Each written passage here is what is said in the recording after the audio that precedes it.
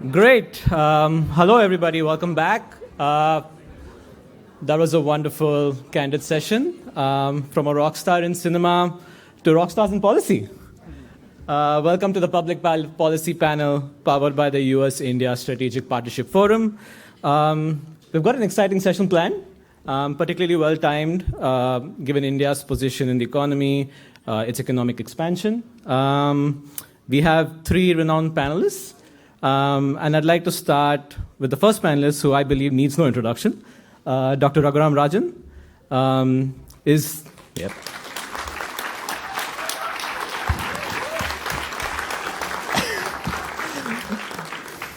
Sir, I promise you I'll keep this brief. Dr. Rajan is the Catherine Dusak-Miller Distinguished Service Professor of Finance at the Chicago Booth School. Wow, we have a few of them here. Professionally, in the past, served as a chief economist at IMF, chief economic advisor to the government of India, and of course, was an RBI governor. He's an award-winning author, published Fault Lines, The Third Pillar, and his latest book that released in December 23 called Breaking the Mold. He's won many awards, and I'd like to name a few. The Deutsche Bank Prize for Financial Economics in 2013, Euromoney's Central Banker Award in 2014, and was also named one of the most influential people by Time in 2016. His education background will make any Indian parent proud. An engineer at IIT Delhi, an MBA from IIM Ahmedabad, and he's also earned a doctorate from MIT Sloan. Thank you for being here, Mr. Rajan.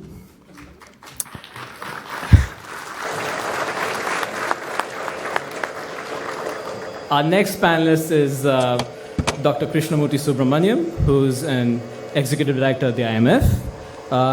Dr. Subramaniam was the youngest chief economic advisor to the government of India from 2018 to 2021.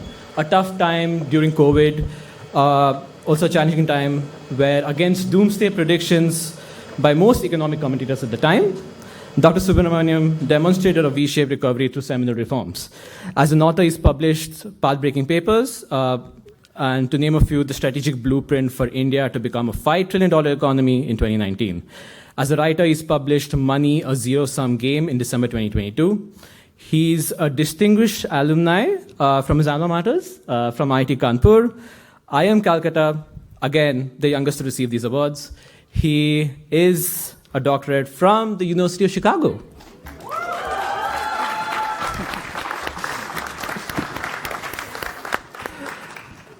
Finally, but not the least, the moderator of the panel, Malaki. Malaki is the vice president of at the US-India Strategic Partnership Forum. Prior to joining US ISPF, Malaki has actually had deep experience in India and internationally. In India, he served as a US financial attaché, where he developed policy initiatives with the central bank, finance, insurance, capital markets regulators, and the private sector. Internationally, he served as a senior economist to the US Treasury.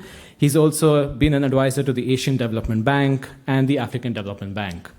Malaki's got an MPP from Harvard, an MBA from the University of Maryland, and has also got a BA in International Relations from UPenn. Gentlemen, they're looking forward to an exciting session. We have a lot of time. A lot of people have been looking forward to this. The floor is yours. Thank you.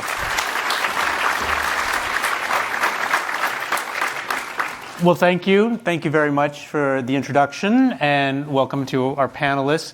Of course, it's a very hard act to follow.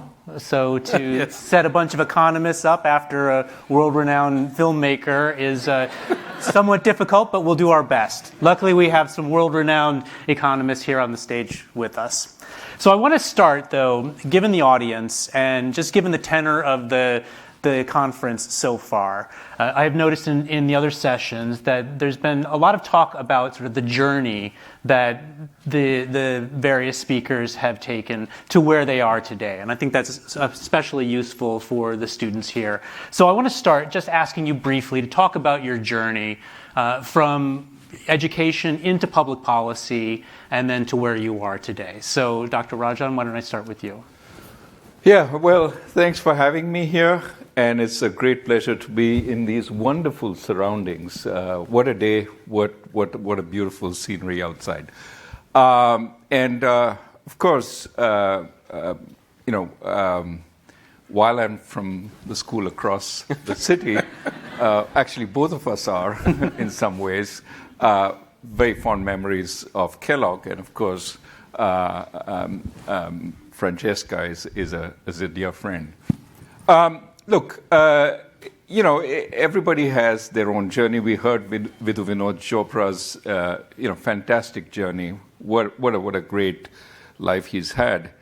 Salient points. One was, why did I get into academia? It turned out, I graduated from business school, applied for PhD programs, and turns out I didn't get scholarships to any of the places that I really wanted to go. So I was planning to I had joined the Tata Administrative Service. I was planning to build a career there, and then some person, this is serendipity, turned down a scholarship at MIT, and so halfway through summer I got a scholarship. And I said, well, I could continue in TAS, or I could take the scholarship. I debated for about 15 seconds, and I decided to go. At that time, we didn't have the kind of opportunities that you people have in India. This was before the liberalization, and really, many of us, wanted to go out, see the world, but the only way to do it was to actually do an advanced degree. And my ambition was, I want to get into the World Bank and become a super IAS officer. I love bureaucracy, so I wanted to become a bureaucrat in the World Bank. Well, academia tends to socialize you, and by the time I finished my PhD, the World Bank looked like a much dominated option. And I was planning to go to one of the second-tier universities or third-tier universities. Fortunately, I got into the University of Chicago, and then I was planning to get fired very quickly because it's important to work really hard and make tenure. Most people who go into top schools don't have any prospect of making tenure, and again, serendipity worked out. The next, I'll offer you two more thoughts on this. The next big sort of opportunity was, I suddenly got a call from somebody I knew who was at that point the deputy managing director of the IMF. And she said, I was a finance guy. The IMF is a macroeconomic institution. And there's no way a finance guy works for a macroeconomic institution. And so she said, hey, Raghu, do you want to interview for the job of chief economist here? I was shocked. I said, look, I'm a finance guy. I don't know any macroeconomics. She said, that makes two of us. That actually sold it to me because Anne Krieger, who was the deputy managing director, is a very famous trade economist. And basically she was saying, look, we can figure it out. And I went and actually learned macroeconomics on the job. And it's not that hard. You just have to say, okay, this moves up, that moves down. Don't tell where do the anybody lines if you're cross? professors. Right? Yeah, somewhere lines cross. Actually, in macroeconomics, for those who know any economics jargon, the biggest issue is trying to figure out what's exogenous. And everything's endogenous, of course, and it's just what you believe is more exogenous than the others. At any rate, that was a very interesting experience. And then the third, the point here I'm trying to make is, look, life is about serendipitous occasions where something comes up.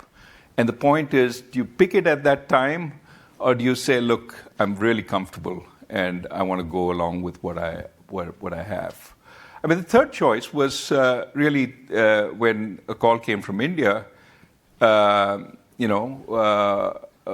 have the chief economic advisor position open. Are you interested? I really didn't want to be chief economic advisor. I wanted to be RBI governor. But that job wasn't open. As chief economic advisor, you're sort of advising the finance ministry, but you are part of the bureaucracy. you don't have as much freedom as I'm sure Subbu will attest from his. You can pontificate, but you're still an advisor. You're not really doing economic policy. But I went there, and turns out the RBI governorship opened up, and sort of Prime Minister Manmohan Singh chose me. But 3 different occasions, 3 different choices, and fortunately, my job at the University of Chicago was always open. I could go, come back. That gave me a wonderful opportunity to experiment. But I think Mr. Chopra said something which was important, which is, everybody in this room has enough buffers that it's important you try.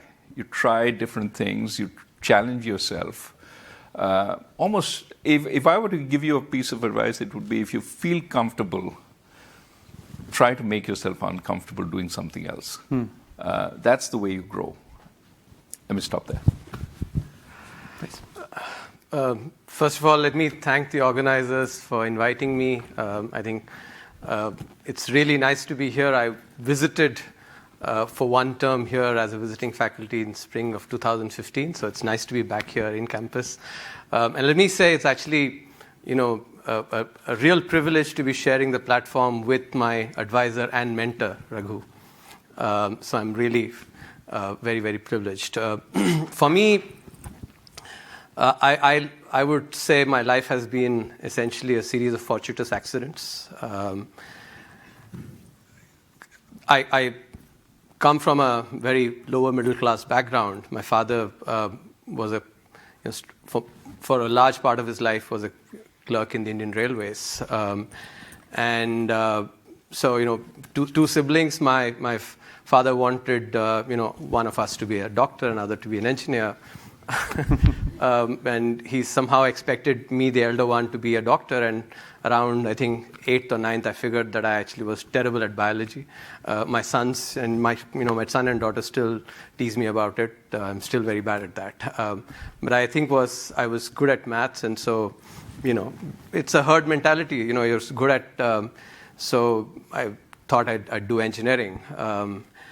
And then, when I went to engineering, had something very opposite of what, Vidhu Chopra was talking about.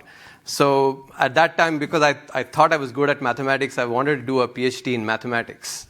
And then, there have been, by the way, actually, as I said, mentors like Raghu and, other professors who actually played a very important role in actually shaping who, I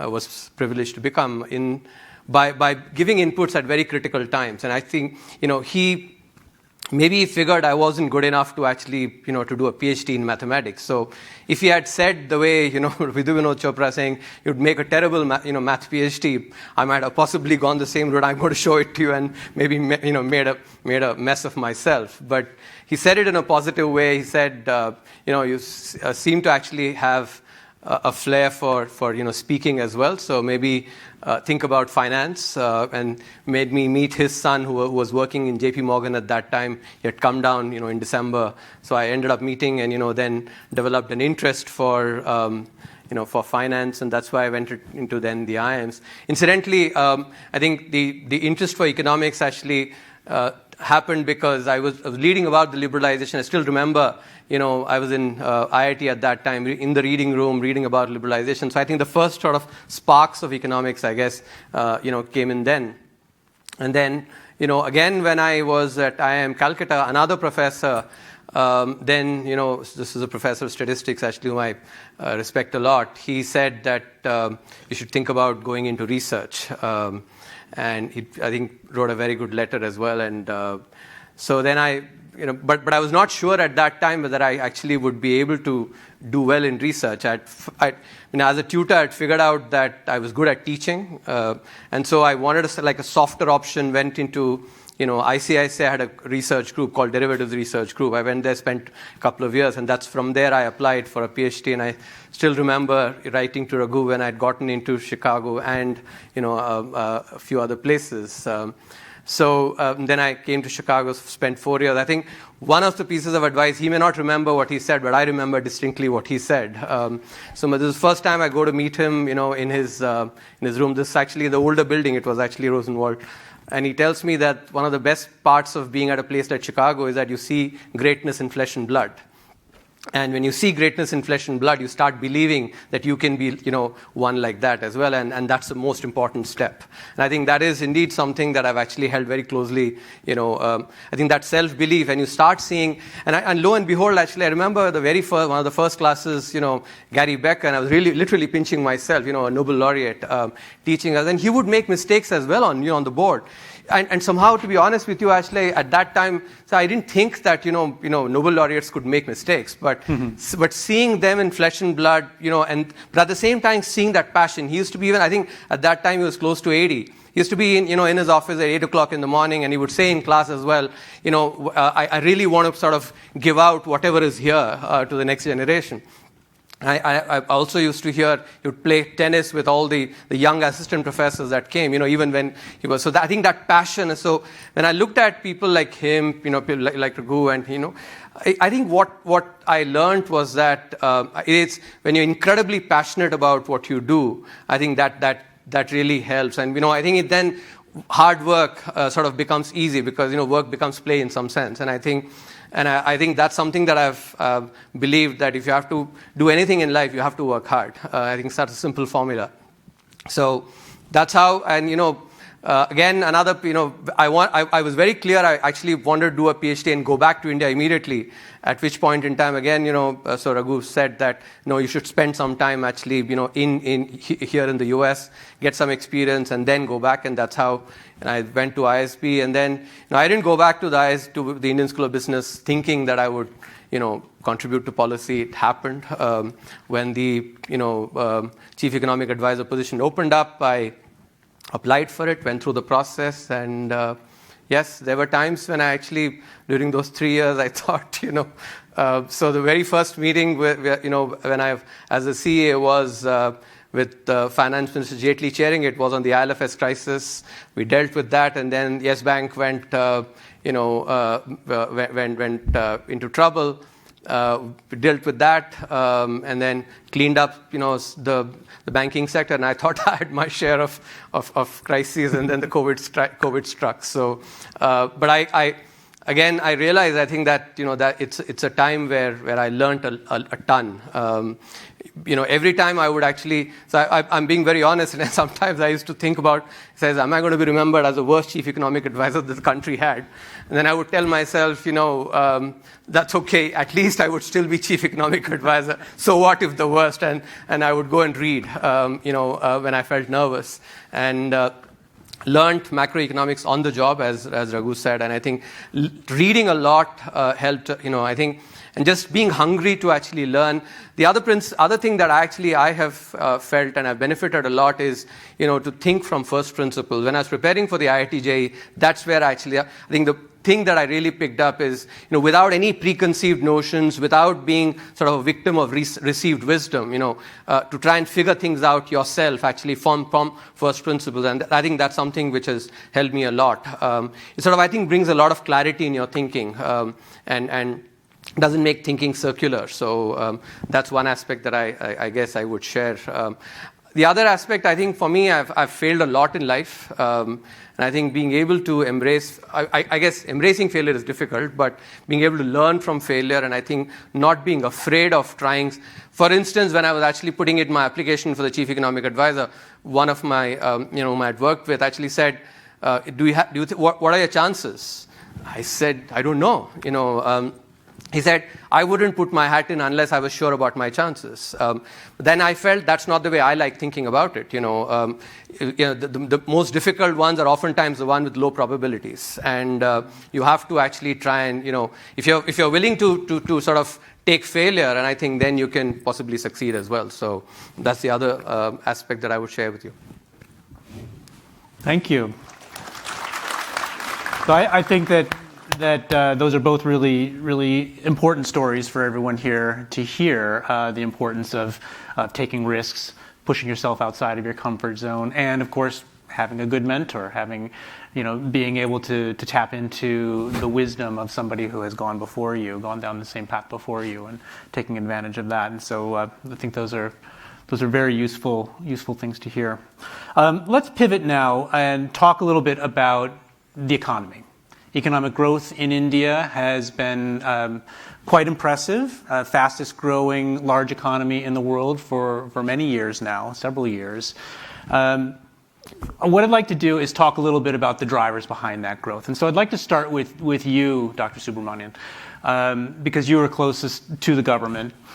Talk a little bit about sort of the thinking behind the government's strategy to grow the economy, to continue to generate that growth. And I know the IMF has just increased its forecast for India, and I think several others have as well, several other forecasters have as well. So something is happening, something is working. Despite the drop-off during COVID, the rebound has come back, and things are looking good. So talk a little bit about that, and then Dr. Rajan will ask you to opine on that same topic.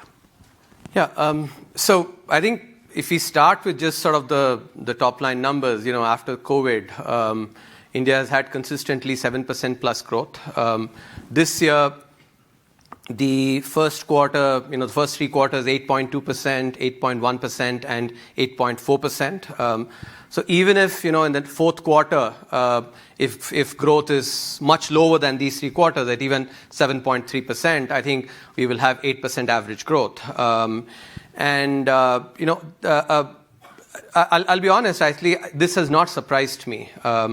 Back in September 2021, when I was doing some of the media interactions, that actually had said that India will grow at 7% plus, out of COVID. So let me take you back to some of the thinking, during COVID.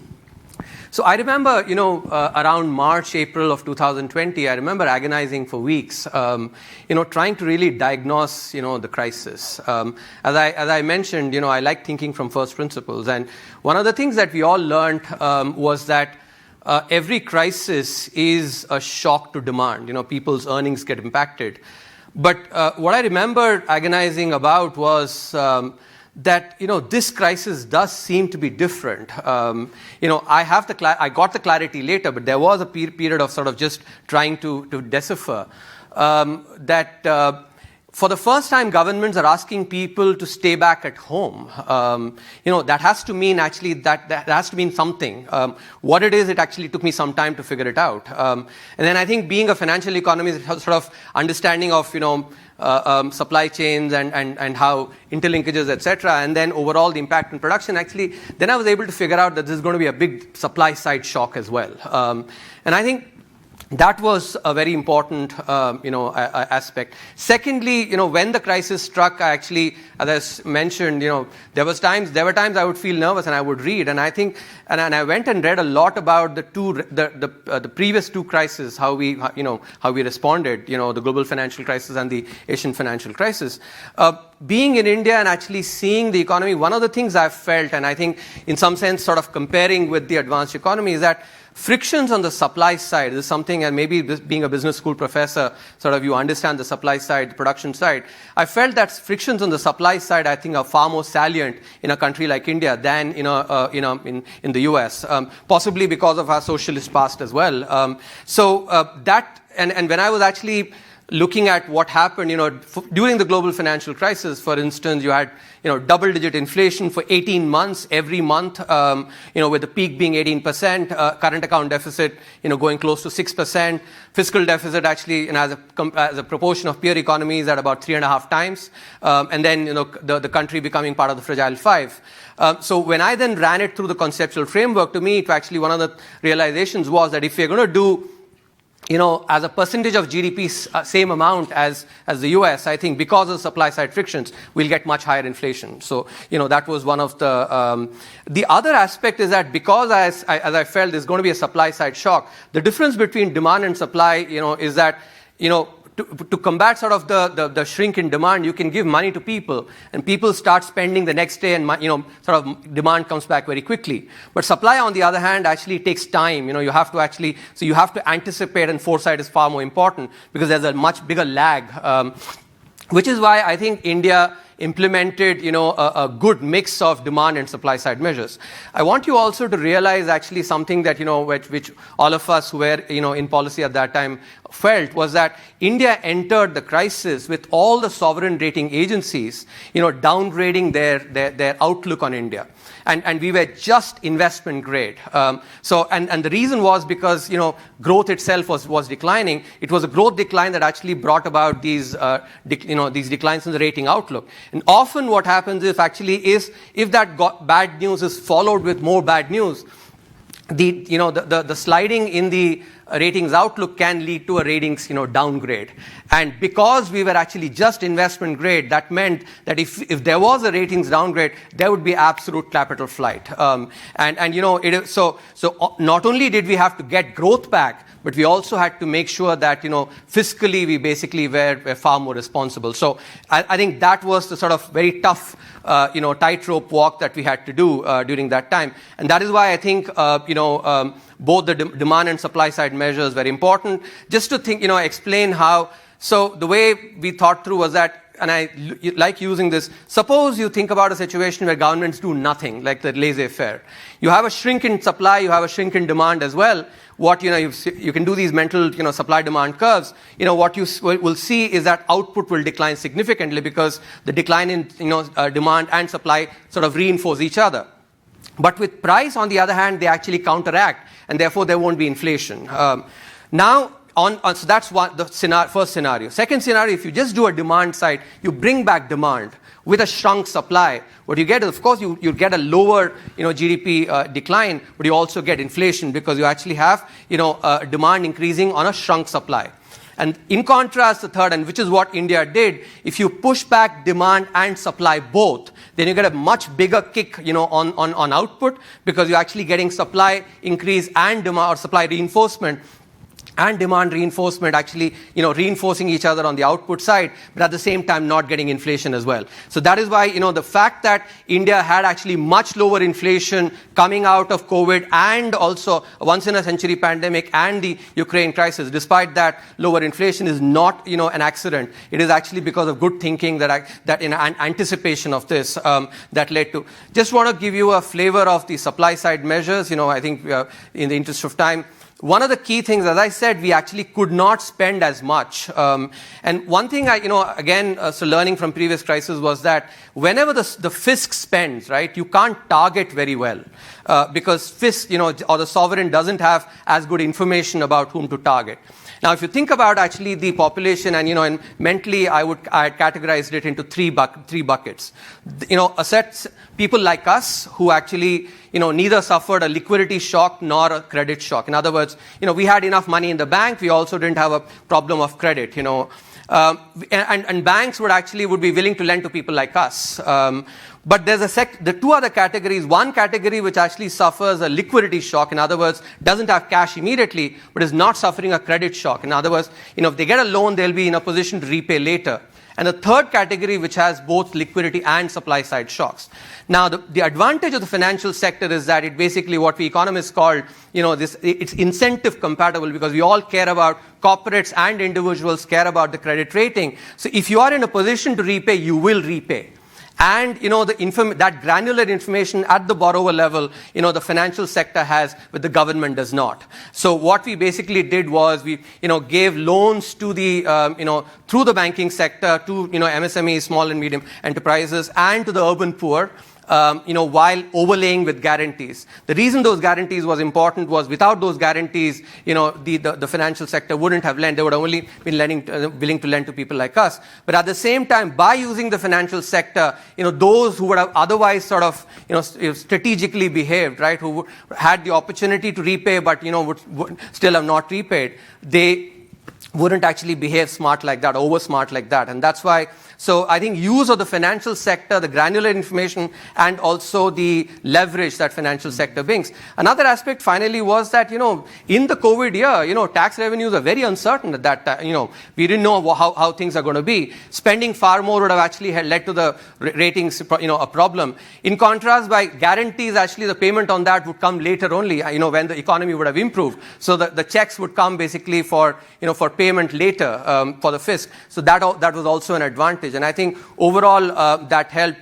Incidentally, last point, there was a clamor for an urban Manrega at that time, because urban poor was badly affected. But, I'm glad actually that at that time we resisted that temptation, because that would create another entitlement. And, unlike the rural Manrega, which actually where wages are not very different, urban areas, there are lots of different occupations, and, it would also have led to the problem of reverse migration. And so, but we instead use this, lending through microfinance institutions with guarantees. So overall, what you see as growth, and with moderate inflation, India's inflation during this time was about 90% of historical average compared to advanced economies, which had about 2.5 to 4 times the inflation. The mix of this, the growth and the much lower inflation, is because of careful thinking. First, the diagnosis of the crisis, and then thinking through the solutions to the same.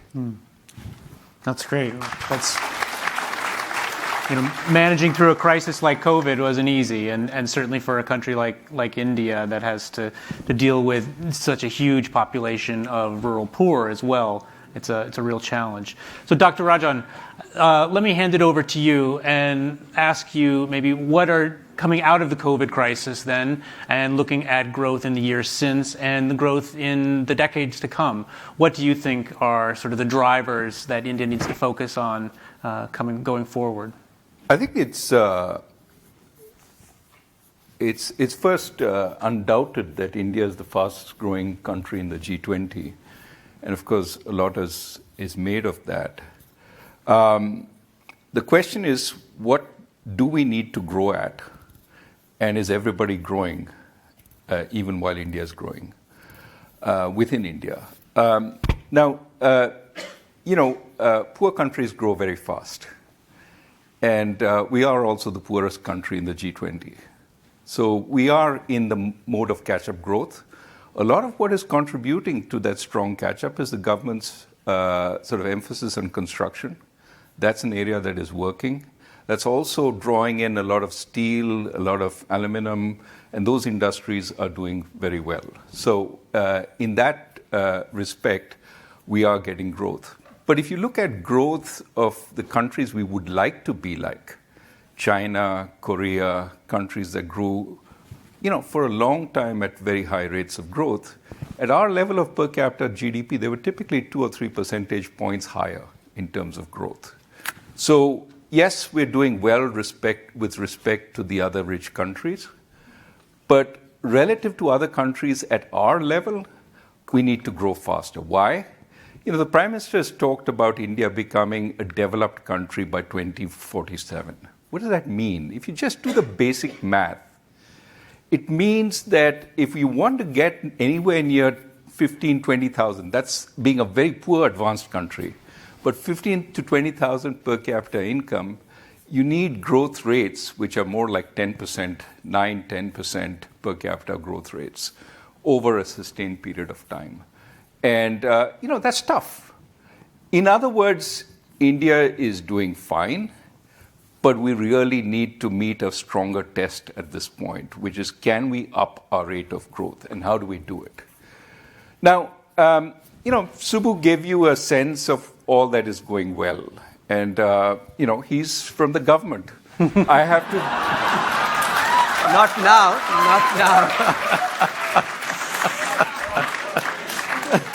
I have to give you the opposite. And let me start by saying, one of the issues he pointed out too is inflation is so contained.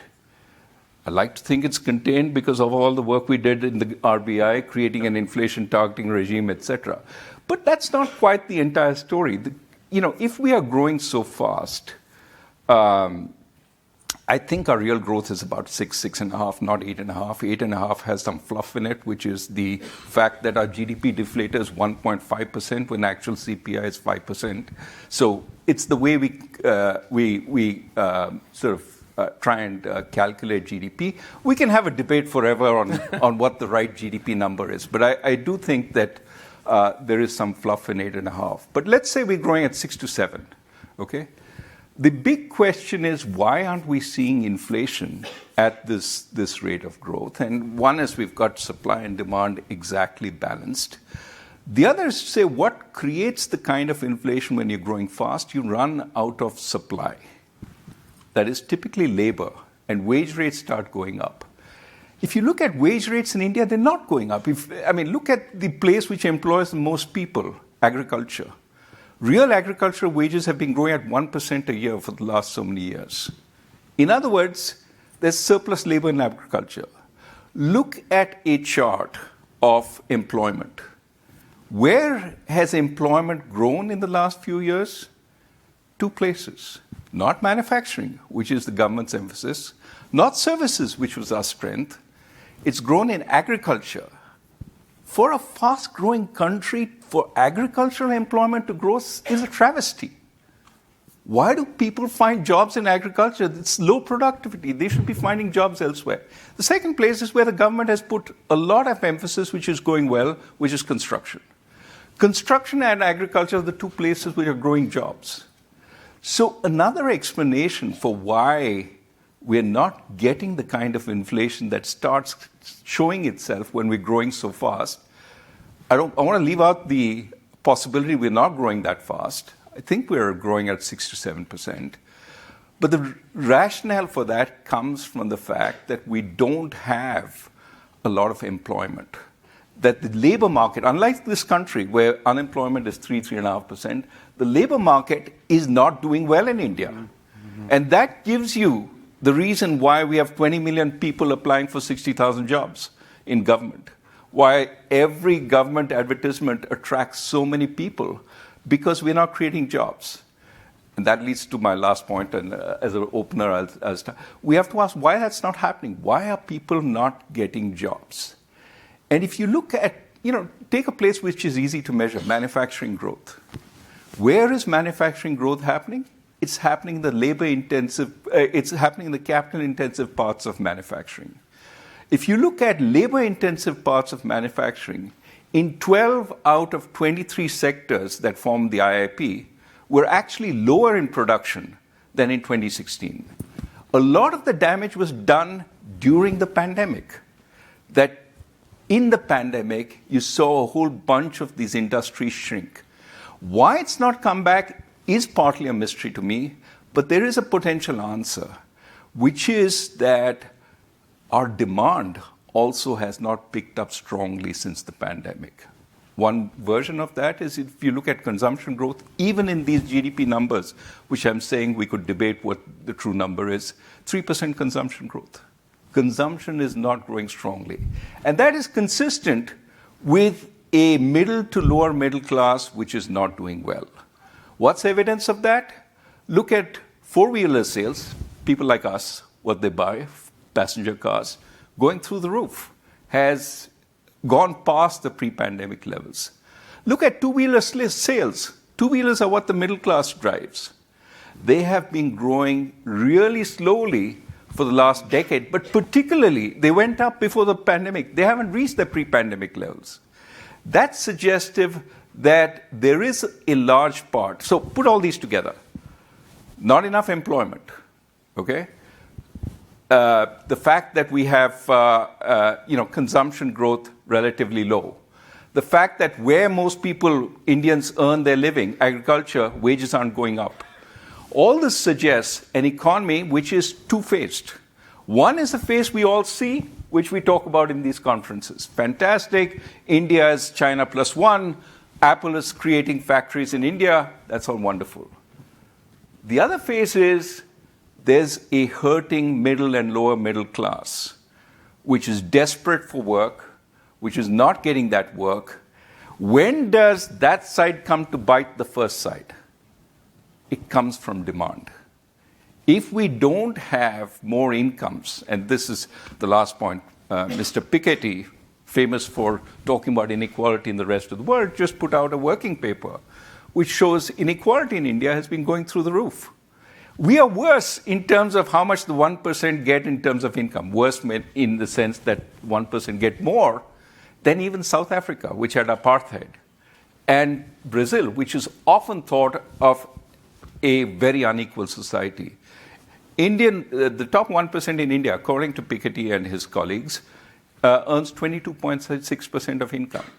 So all this is suggesting that India has a growing problem, even while there are success stories. And I want to emphasize the success stories. There are many places where India is doing well. At any point, there are fantastic entrepreneurs. All of you talked, when we talked earlier about all the entrepreneurship you see in India, that's true, that's real. There are great people doing great things in India. I met Srinath Ravichandran, who's actually creating 3D printed rockets from IIT Chennai. And he's going to launch 20-feet rockets, putting small satellites into space. There's stories like this all over in India. But there are also stories of the lower middle class and the middle class, which is desperately struggling. And unless we fix that problem, we can talk about how we fix that problem, we really are not going to get to that developed country status that the Prime Minister so desperately wants, which I think is right. It's a good ambition, but we need to do far more. So, thanks. A lot to chew on there. I want to pick up on one point you made. You talked about manufacturing, and India famously, since '91, since the reform started in '91, India's growth has famously been driven by the services sector, and it's like there was a hollow, missing middle there in manufacturing. And it seems now that the government is making an effort to fill in that missing middle. It's part of the China Plus One strategy. Talk a little bit, maybe, Dr. Subramanian, maybe you talk a little bit about that strategy to encourage manufacturing, which can also play a role in addressing some of the concerns that you talked about the lack of employment for the people moving out of agriculture. Of course, Raghu has some important observations. Let me add to some of these observations, give you another perspective. By the way, I'm not with the government currently. With the International Monetary Fund. You're appointed by the government, Subbu. It's not the private sector that appoints you. I do not have an obligation to actually go and sing from any hymn sheet that they give to me. So I have the privilege of being able to share independent thoughts. On a thoughts. point of question, can you be removed by the government? I guess not till I finish my tenure now. But let's get to the. But I think the important let's look at the data again on the GDP growth. If you look at just these the first 3 quarters, the first quarter, as I said, 8.2% both in GDP and gross value added. And just to sort of rejig our macroeconomics, GDP is basically gross value added plus net taxes. Both of them grew at 8.2%. Okay. When you look at the second quarter, GDP growth of 8.1%. The GVA growth was 7.7%, not very far. It's only in the third quarter where GDP growth was 8.4%, where the GVA growth is 6.5%. There as well, actually, the contribution of net taxes, and I've looked at this. If you look at the buoyancy of net taxes, in India over the last decade, the median for that is 1.6. In other words, 1% growth, increase in GDP growth leads to 1.6% growth in, net taxes, and the mean is 1.8. So even that, and taxes cannot be fudged, right? On the deflator, and I think it's important to understand that the deflator is actually comprised of 2/3 wholesale price inflation, approximately, and 1/3 CPI. during this period, the WPI actually has been either in negative territory or has been very low because of base effects itself. The WPI grew very fast. So as a result, the deflator actually is low only because the WPI are actually contribution of that. So there is, at least to me, and I've actually looked at this carefully, there is nothing, hanky-panky about the GDP numbers. No, I wasn't saying hanky-panky. I was saying...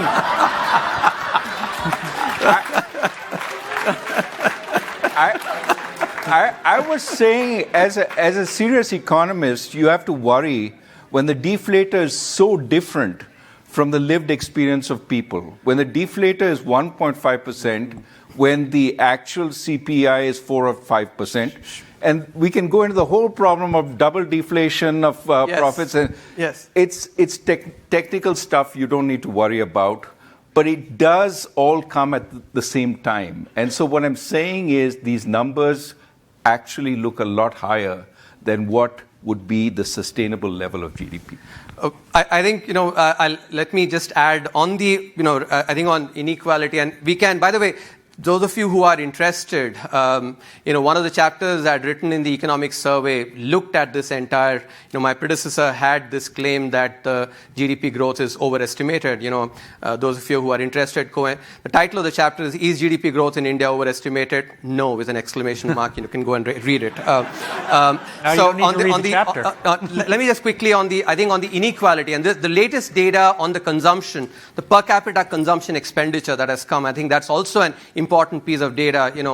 There are articles actually that have questioned the methodology or the data that Thomas Piketty has. This one is a more comparable 2011-12 per capita consumption, expenditure versus the 2022-23. When you look at that, the inequality, both urban and rural areas, has declined. And by the way, let me say that, these are comparable because the survey, method that is used across both these surveys is, indeed the same. So if you look at the Gini, the urban Gini has declined from 37 to 32, and the rural Gini has declined from 29 to 27, which also actually suggests that there is, not necessarily as much, increase in inequality. If you look at the poverty numbers, and this is important as well because there has been a lot of emphasis on welfare spending reaching the last mile, and some of the savings on DBT, etc., is quite large. If you look at the head count of poverty, using the $1.9, which is basically per day per capita spending, in 2011 PPP dollars, the decrease in poverty has been from 12% to 2% over a 10-year period. And using a larger number, of which is $3.2, which is actually a sort of a higher threshold, the decline has been even more drastic from 54% to 21%. Again, using surveys basically done by the NSSO, which actually, has. So on the aspect of jobs, and I think there I do agree with Raghu that India does need to create, a lot more jobs. And that is why I think manufacturing is quite important. By the way, this is an opportunity for me to actually pitch my forthcoming book as well, India at 100. So the subtitle is Envisioning Tomorrow's Economic Powerhouse. There is a specific chapter devoted to this, to this aspect. I think, if we have to have the entire, young population in India getting jobs, then manufacturing sector growth is very important. And here, let me share my perspective on why. I think Raghu, for instance, has written saying that, India, for various reasons, has missed the manufacturing bus. When I look at, what has happened, India in 1991 did the, product market reform, opened up its product markets. But when we talk about, economists talk about factor markets. When you think about a manufacturing sector firm, what does it need? It actually needs land. It needs labor. It needs capital, or to set up. It needs power. It needs logistics. It also needs to have good scale, optimum scale, so that we economists think about economies of scale, reduce average costs on each one of these inputs. And these are basically land markets. Actually, still continue to be very distorted. You have labor reforms actually, and I was part of the team that actually had the legislation passed. I think the rules need to be passed. Labor reforms need to happen. Capital, there's a lot more work that is required. But if you look at some of the improvements that have happened in logistics, because firms need to, a firm that manufactures something, let's say in Ghaziabad in Uttar Pradesh, needs to transport it to Mumbai. Logistics actually become very important.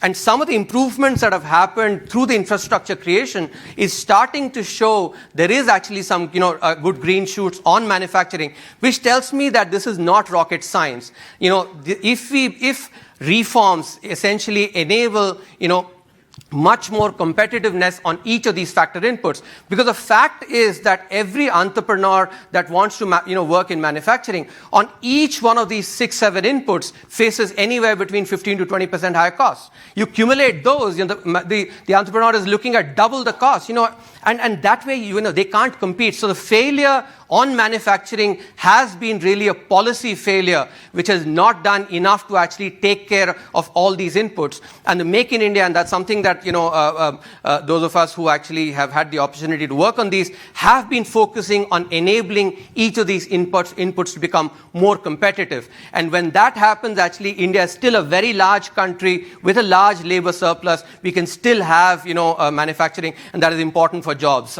If we have to have jobs, I think it is manufacturing is really critical. Just last point on this, Harvard economist Danny Roderick, and we talk about this. There is this phenomenon of convergence, and I think Raghu talked about, for instance, poor countries grow. The evidence on convergence actually is what we economists call, it is not unconditional convergence. In other words, it is not the case that every poor country indeed grows to become a rich country. In fact, if you look at one just piece of evidence, you look at the Fragile Five in 2013. That set had actually India, Indonesia, South Africa, Brazil, and Turkey.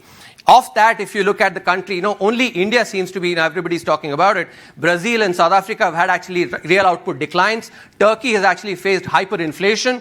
And you've also had, Indonesia is doing okay. But, so in other words, growth is not guaranteed. It is not unconditional.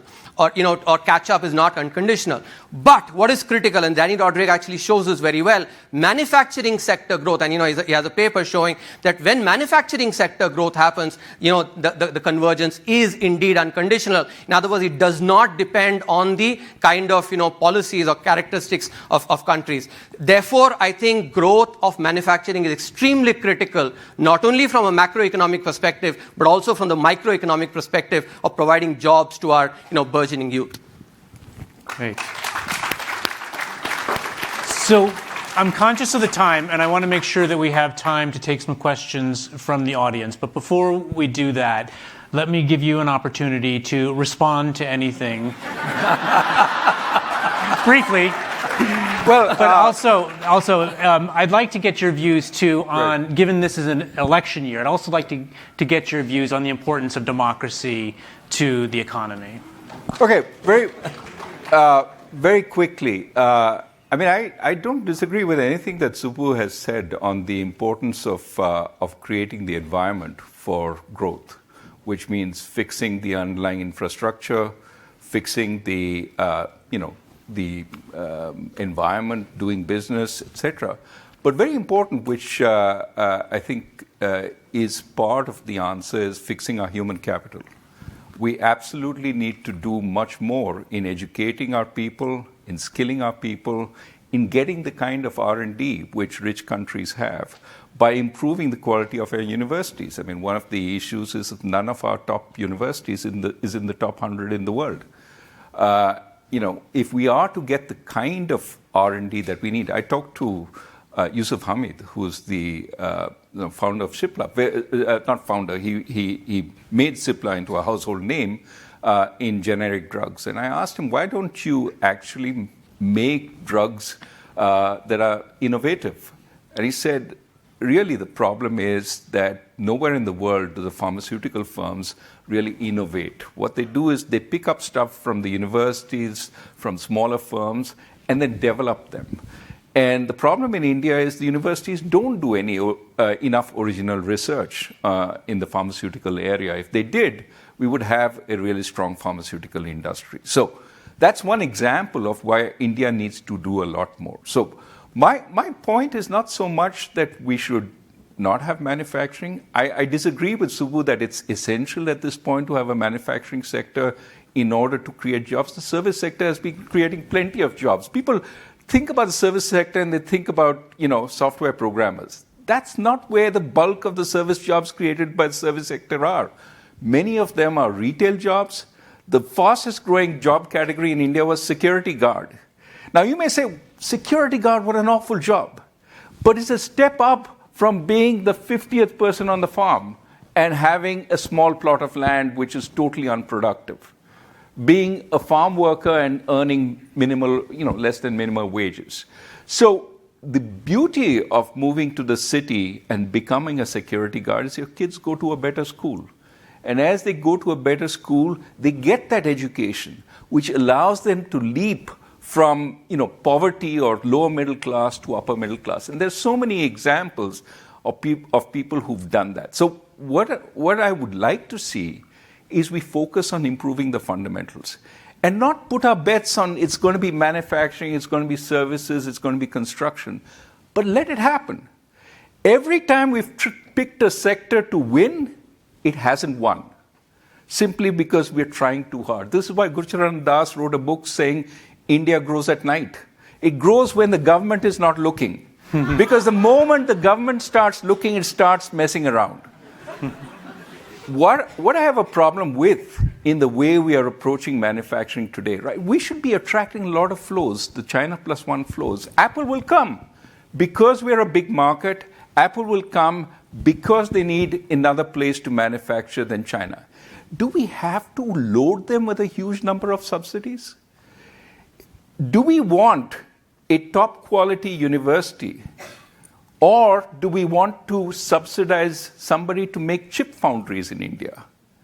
Some bureaucrat got the idea that chip foundries is where we should be. So we're spending $10 billion building chip foundries in India. Now, these are not going to make state-of-the-art chips. For that, you need much more money. These are going to make 28 nanometer chips, which basically are run-of-the-mill chips. The hope is this catches on. But of course, even Intel is asking for huge subsidies to make state-of-the-art chips. So what we've done is created a subsidy-consuming industry, which is going to want more and more subsidies as we go to the frontier.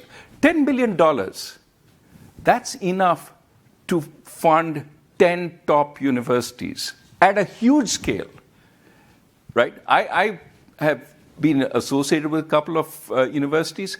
We don't have enough money to buy spectrometers in some of those universities. And these are well-funded universities. Why is the government throwing money into chip plants when we could put money into science and technology in our universities? The IT minister says proudly we have 300,000 designers for chips. I say more power to that. Those guys came up without any government support because we had good universities like the IITs. We need many more of those. We need to get many more kids into those. But first, they have to have good education right at the beginning. So, broader point, and I'll stop here, is that India needs to figure out where it needs to do its homework. And sometimes all the hype, and I made the statement elsewhere, and it got taken out of context by the troll farm, which is wonderful. I love the troll farm. The point was, if we don't do our focus on the fundamentals, if 75% of the kids in third grade can't do math at the second grade level today, they will drop out of school. These are the kids who are going to form the labor force of 2047, right? 20 years from now. If those kids haven't been to school, what kind of developed country are we going to have? What kind of inequality are we going to have? What kind of development chance are we going to have? So let's celebrate Apple coming to India. Let's celebrate all the people who say India is doing well. But let's not get swayed by that and stop doing our homework, which means focus on the schools, focus on the education, focus on nutrition. 35% malnutrition means we're worse than many countries in sub-Saharan Africa. Again, how do we become developed when these kids are going to have stunted bodies by 2047? In other words, let's not look at the dark side and say, oh, we shouldn't look at this. We should only look at the bright side. There is a dark side to India also, which we need to fix. And that is why we need to have open debate. That is why we need to have criticism. That is why we need democracy, to give the government a sense that it's not doing the right thing. When the government suppresses criticism, when it asks for the media to always clap and never ask questions, what you get is a path which leads to dark places, not upwards. What we want for the kind, I think India is capable of tremendous growth over the next 20 years, but it desperately needs to do more homework. It needs to learn from the successes internally, and not all the successes are in government-ruled states. They're also in opposition-ruled states. Tamil Nadu is attracting Taiwanese shoe manufacturers into Tamil Nadu without a huge amount of subsidies, without a production-linked incentive system. Why is that working? Let's try and figure it out. So let's try and figure out what works in India, and I think we'll have a wonderful economy. Great. So we'll do a few questions. Okay, so we're going to take a few questions. We'll try to keep it brief because we are conscious of the time. I'm going to hand the microphones around. Hello. Hello, sir. Thank you so much for joining. My question is on your point of the inequality between the middle class and the rich class growing. I understand from your last couple of statements that it's mostly tending to education and nutrition that can help us fill this gap. But I read a lot about government schemes, micro-lenders coming in to help small businesses, free rations, affordable housing. Do you think we are not doing enough, or we're not doing enough in the right direction? Well, we need to do more. We need to think about how to do it, of course, but we need to do more, right? So, for example, you talked about transfers, okay? Transfers, if well targeted, can be very helpful. If that poor family can have better food, if that poor family can send its kids to better schools, you're setting them on the road for development, you're setting them on the road to invest in themselves, and that's going to generate growth over time. On the other hand, of course, there are places where, as Subbu correctly pointed out, you have to also be fiscally responsible. You can't create a macroeconomic disaster while trying to deal with the microeconomic problems of different places. So you have to balance this in a way that makes sense.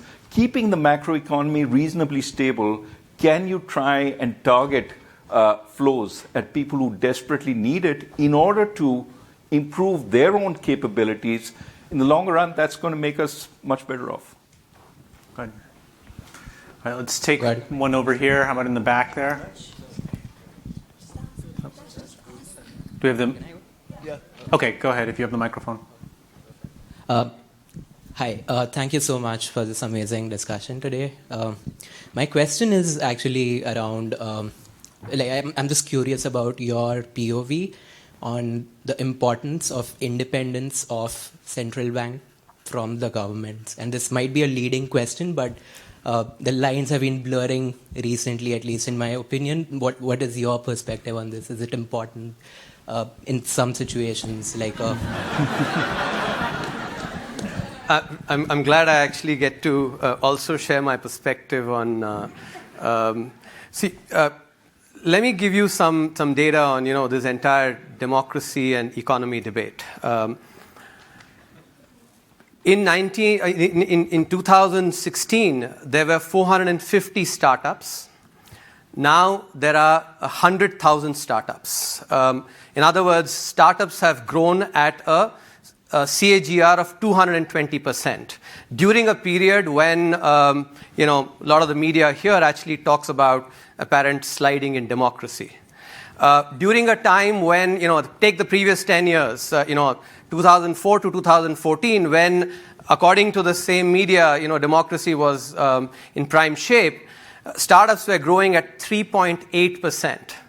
And we all know, and economists definitely will agree, that startups are one very important sign of the vibrancy of the economy because they capture creative destruction.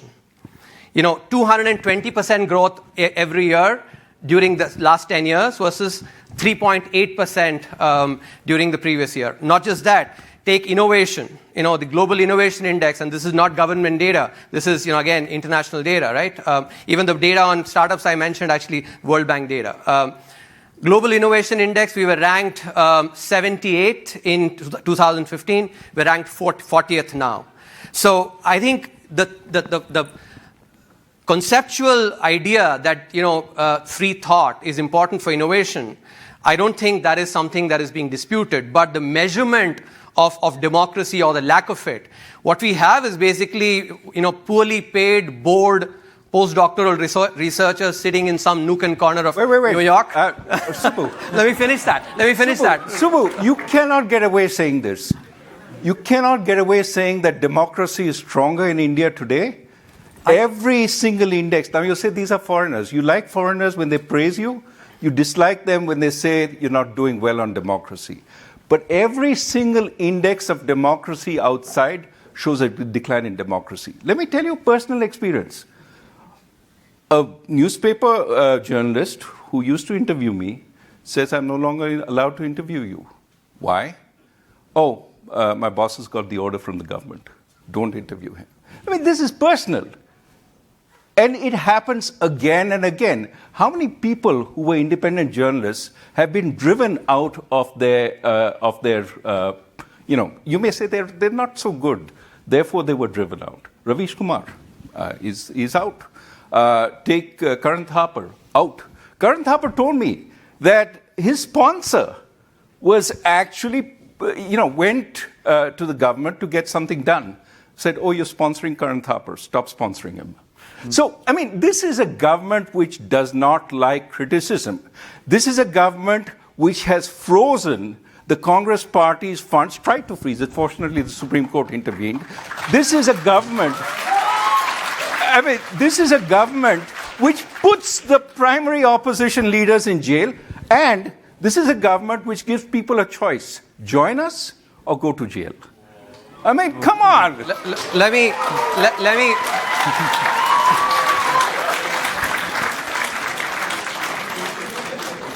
So let me also share some important perspectives here. I have personally worked, with this government, and I can tell you, have had the privilege of working very closely with the Honorable Prime Minister, one-on-one meetings. In private, I've actually had the opportunity to tell him things that he needs to improve upon. I've always been, and by the way, again, I'm being absolutely honest, not on a single instance was I told to go and say anything. I firmly believe in the policies that this government does, and that is why I would go and, I support. Even now, it is not because of, from the kind of background that I come from, if I don't remain the ED tomorrow, I don't care. But I actually will, go and say things out of my conviction. And out of my conviction, let me also then point out data here. The same, we all know about the Pew Economic Research. The Pew Research actually did a survey of people, about their religious beliefs and their ability to practice religion. What does that survey show? And this is basically without any pressure. 90% of minorities, in India say that they're absolutely free to practice religion. Also a counter perspective that has to be kept in mind. Another, let me give you data on actually democracy. So, let's look at the data on governments that have been, dismissed by central government, state governments that have actually been the Article 356. Under Jawaharlal Nehru, 7 state governments were actually dismissed. Indira Gandhi dismissed 49 state governments. Rajiv Gandhi dismissed 6 state governments. PV Narasimha Rao, who actually we all remain grateful for liberalization, dismissed 11 state governments. Manmohan Singh dismissed 11 state governments as well. And what is the number for the number of state governments that have been dismissed by Atal Bihari Vajpayee ji and and Prime Minister Modi? 0. Both of them. Yeah. So let me finish. Subbu, because just when the moment is ripe, you don't have to dismiss them. You convince them to come over to your side. I'm sure Raghu, let's.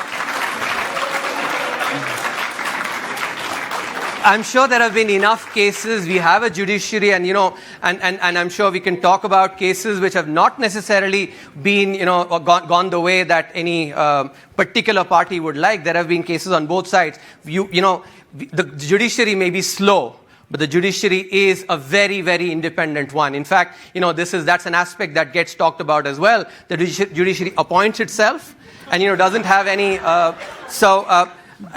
I'm sure we can talk about the electoral bonds if you want to,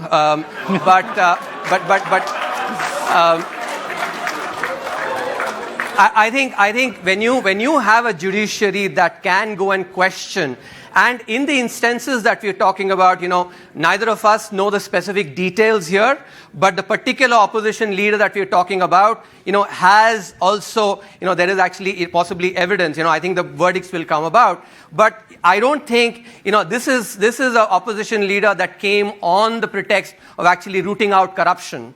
And what we see now is actually something absolutely different. I've been completely disillusioned because at a point in time I thought, people like us actually could contribute. And, seeing someone like that actually, falling from grace is something I think, are we going to sit here as economists, go and defend people, basically do stuff like that and say, oh, this is vendetta, when there may be actually, absolute corruption that has been indulged by them? I think that's something we have to, irrespective of our political affiliations, we have to let the law take its own course, which is happening, in India. I think in this country as well, if for instance, let's say there's something that happens against the current, the previous president, would that then be said that, oh, it's basically the current incumbent who's basically going after? No, it is a law taking its own course. The same thing happening, in India as well. So I think we have to be, a far more balanced, in my opinion, in evaluating some of these aspects. As I think all of you can see that there are clearly,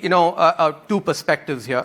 I don't think, and let me be absolutely honest and acknowledge that I think the truth lies clearly somewhere in between.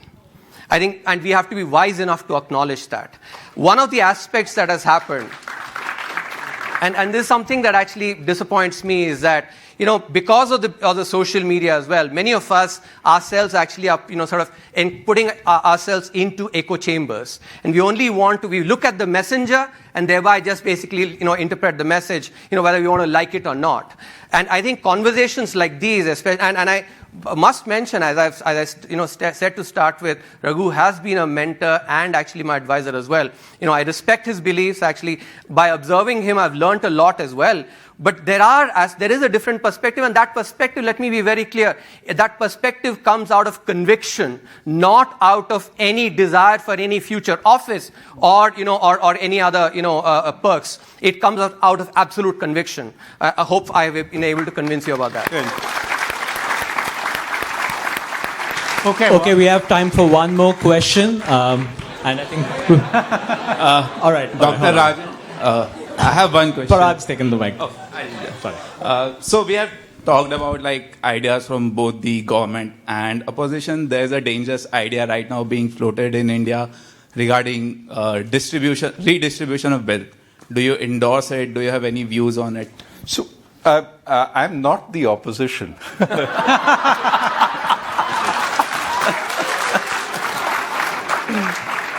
I like to emphasize that I'm an academic, and academics have a duty to criticize what they don't see as working well.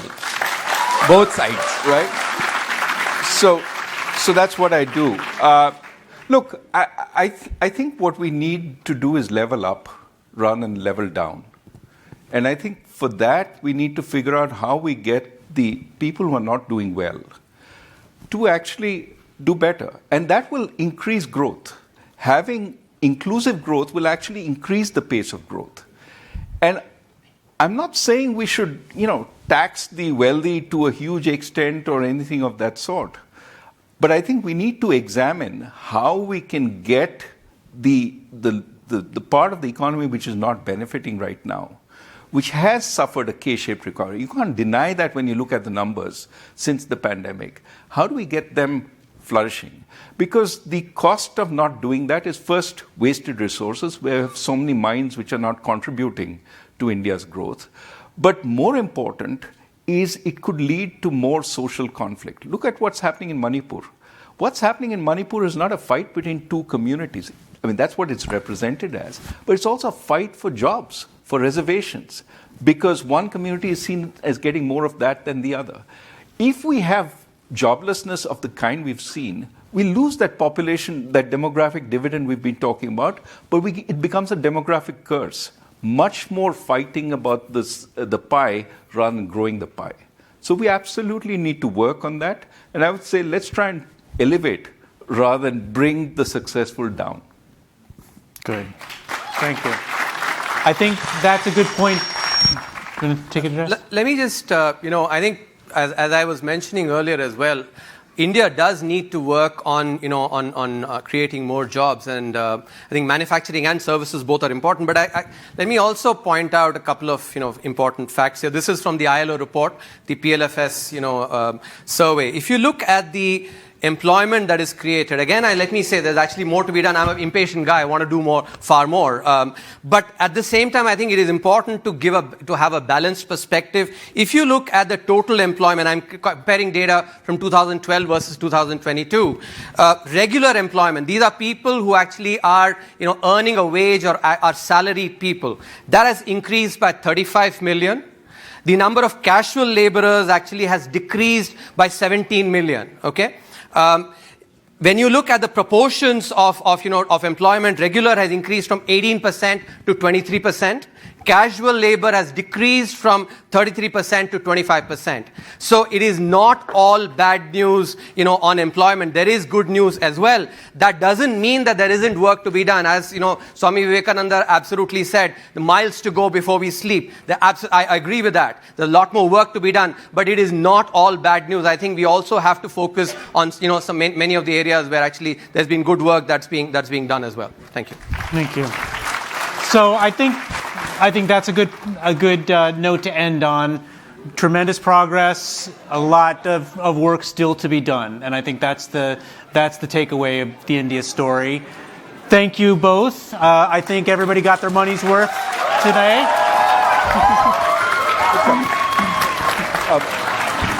Robert Frost. Yeah. Good.